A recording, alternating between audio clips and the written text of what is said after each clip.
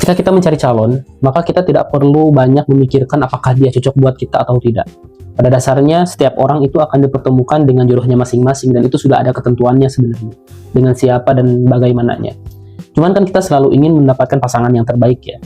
Nah, caranya itu bukan kita ngecek setiap orang, setiap ada yang datang harus dicek secara detail banget gitu. Sebenarnya itu juga bagus, tapi sangat capek banget gitu kalau harus demikian.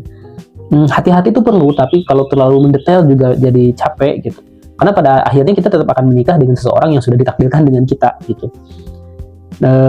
Simpelnya begini, setiap manusia itu akan dipertemukan dengan orang-orang yang sefrekuensi begitu. Dan dia akan keluar dari lingkaran orang-orang tersebut apabila dia upgrade frekuensi atau down frekuensi.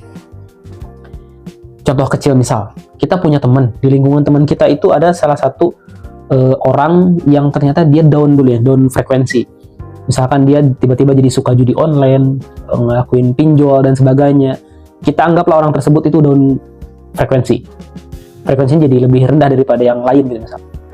Maka otomatis, dan ini sudah umum banget, kalau ada teman yang kayak gitu, pasti dia menjauh. Dan dia akan dipertemukan dengan orang-orang yang sefrekuensi dengan dia. Ya, sama-sama punya hutang online, pinjaman online, sama-sama pejudi gitu. Bahkan kan ada grup-grupnya dan sebagainya. Dan dia pun lama-lama jadi gak main lagi sama kita gitu.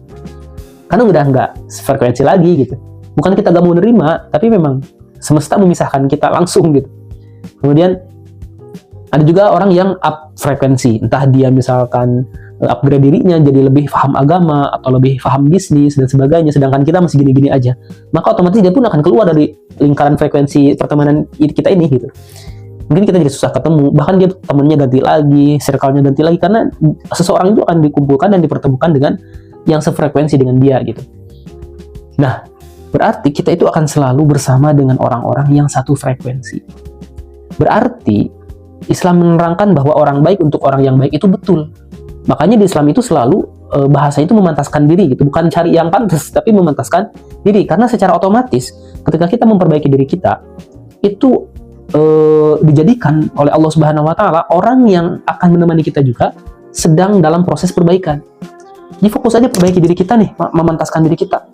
Maka otomatis pasangan kita juga nanti ketika ketemu itu dalam keadaan sudah satu frekuensi.